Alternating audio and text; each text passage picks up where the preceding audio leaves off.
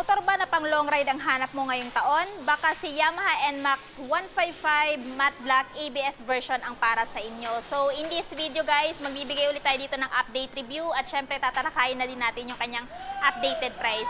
So without further ado, let's start this video.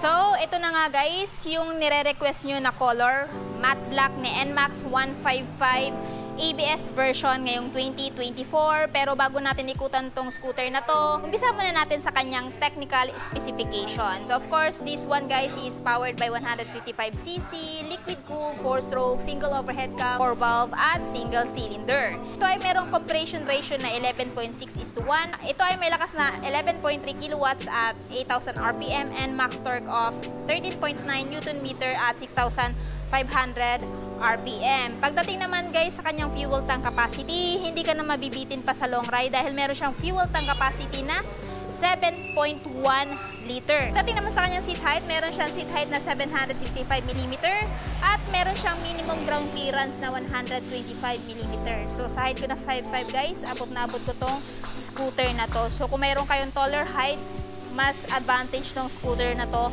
para sa inyo. So ayan guys, kung makikita nyo, wala kayong ibang decals no, na makikita dito sa motor na to, kundi ito lang VVA, which stands for Variable Valve Actuation, at saka yung ABS. So, Variable Valve Actuation which gives you more power but less fuel. Sa ABS naman, feature na nilagay ni Yamaha kay NMAX, no? Anti-lock braking system. So, yung function nun, pag halimbawa, magsa-sudden brake ka, mape-prevent nito yung paglalak ng wheels ninyo. At syempre, hindi mawawala yung kanyang TCS, safety feature din yun, traction control system, na kung saan sisikapin ni rear wheel na makahabol sa ikot ni front wheel pag dadaan ito sa mapuputik, no? Mababasang lugar or mababato, para nang sa ganun makaiwas sa pag-slide ng gulong, makaiwas sa disgrasya. So, yun yung gamit ng traction control system. Ayan. So, again, wala siyang ibang decals, yun lang, no? So, minimalist design sa mga mahilig dyan sa motor na wala masyadong kulay, no? Or wala masyadong decals. Maganda tong motor na to para sa inyo. Tapos dito sa side, ito yung emblem niya guys. NMAX. Ayan. Naka-faded gold yung kulay niya. Tapos may nakalagay dito na 155 which is yung kanyang displacement. Dito, nandito pa rin yung wind visor for better aerodynamics. Ayan. Yung headlight niya guys, ganun pa rin, naka-LED. Ayan, daytime running light, tikli pa rin siya. Turn signal, valve type pa rin. Suspension ginamit sa front, telescopic fork.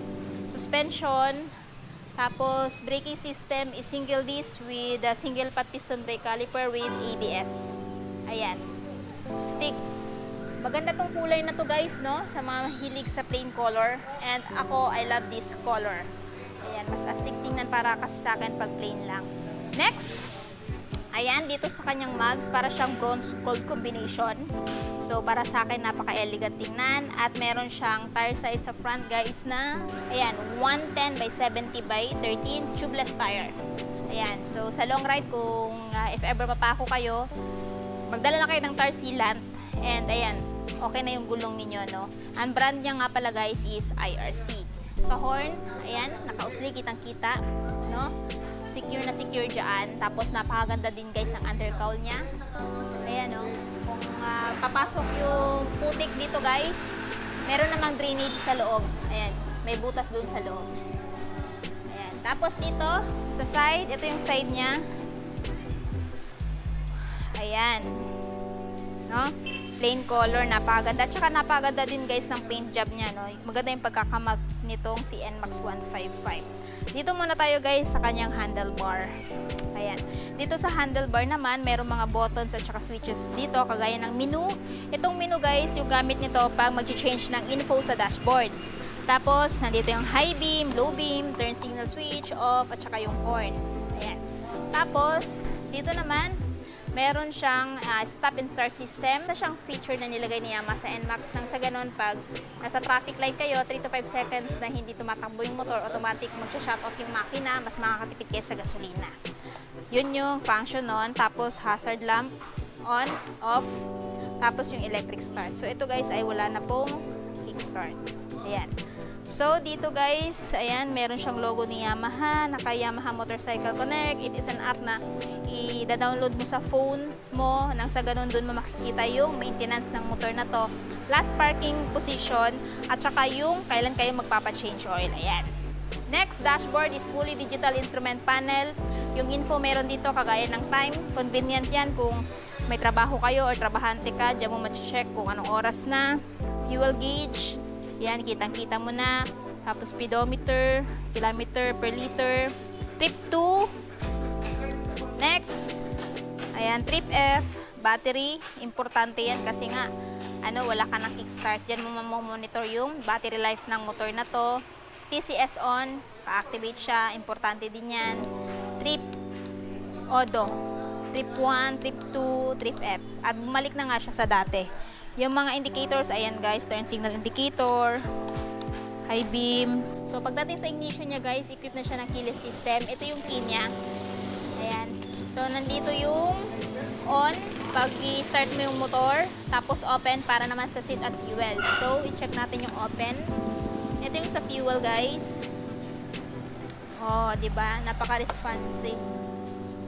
Oh, napakaganda ng mechanism na nilagay guys. Napaka-responsive kasi ng fuel niya. Sa seat naman, check natin. Open na siya. Ayan guys, malaki na din yung kanyang storage or yung kanyang U-box capacity. So, if ever guys, hindi pa rin kayo satisfied sa ganyang kalaking capacity, pwede naman kayo magpalagay ng top box since meron siyang abang na dito. Pwede mong tanggalan ito ng bracket at palitan ng top box bracket. So, anyway guys, meron siyang U-box capacity na 23.3 liters. So, malaki-laki na din. Kasya na dito yung full face helmet. Ayan, depende sa size. Tapos, kung gusto nyo pang maglagay ng top box, ayan, patanggal nyo lang tong bracket. Tapos, lagyan nyo ng bracket pang top box. Ayan, para meron pa kayong mapaglalagyan pa ng ibang gamit pag gagamitin nyo to. Pag halimbawa gusto nyo mag-Philippine loop, long ride, ayan. So, bigyan natin to. Pagdating sa seat guys, napaka-generous na din ng kanyang seat. Ayan, sa long ride, hindi na masyado sasakit yung puwet nyo dito. Ayan, pati sa upuan ng angkas. Sa grab bar, napakaganda din ng pagkakamount. Same lang din ang paint job sa kanyang fairings na nakamat. And napakaganda po ng texture. Napaka-smooth sa kamay pag hahawakan. Ayan. So, ayan guys, yung kanyang apakan, no? Meron na ding option for cruising style. Parang sa ganun, maiunat mo yung paa mo habang naglo-long ride ka, hindi ka ngawit na ngawit. Ayan. So, yan yung advantage kung if ever bibili mo tong NMAX. Comfort yung binibigay niya sa rides ninyo. No?